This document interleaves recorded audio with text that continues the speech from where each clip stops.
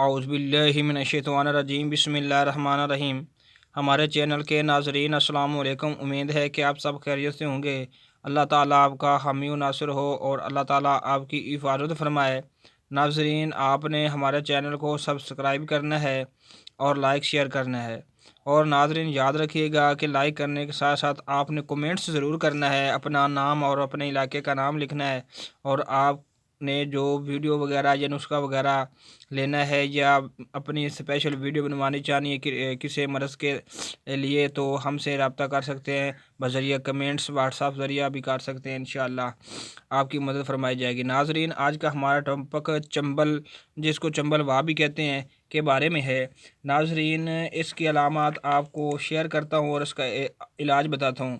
ناظرین، ابتدا میں چنبل مقام معاف پر ایک چھوٹا سا سرخ دھبا یا پھنسی نمودار ہوتی ہے، جس پر چاندی کی طرح کے چمک دار سفید چھلکے آتے ہیں، اور پھر پھنسی اپنے طویل و عریض میں آگے بڑھتی رہتی ہے اور ساتھ ہی یہ چھلکے چوڑے ہوتے جاتے ہیں۔ ان چھلکوں کے نیچے ایک باریک جھلی ہوتی ہے، جس کو کھرچنے سے خون کی بوند میں بھی ٹپک پڑتی ہے۔ یہ چنبل کی ایک خاص علامات ہے۔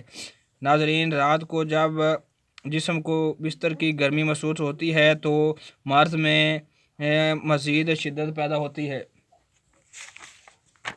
ناظرین، یہ جلد کی بیماریوں میں سے ایک ہے اور بہت ہی تکلیف دہ بیماری ہے، جو جلد کی ساخت پر اثر انداز ہوتی ہے، جو پوری دنیا میں عام پائی جاتی ہے۔ اس مرض میں جلد پر سرخ داغ پیدا ہوتے ہیں۔ عموماً یہ داغ گول دائرے کی شکل اور ان پر سفید رنگ کے چھلکے نمودار ہوتے ہیں۔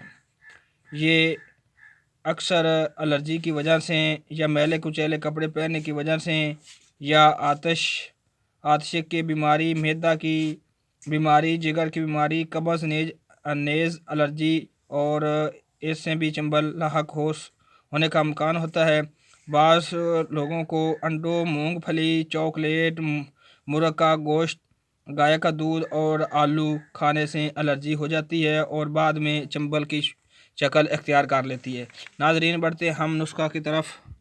نسخہ یہ ہے: آپ نے کافور لینا 10 gram, carbolic acid 5 gram, peppermint oil 5 gram, روغن تارپین 25 گرام لینا ہے۔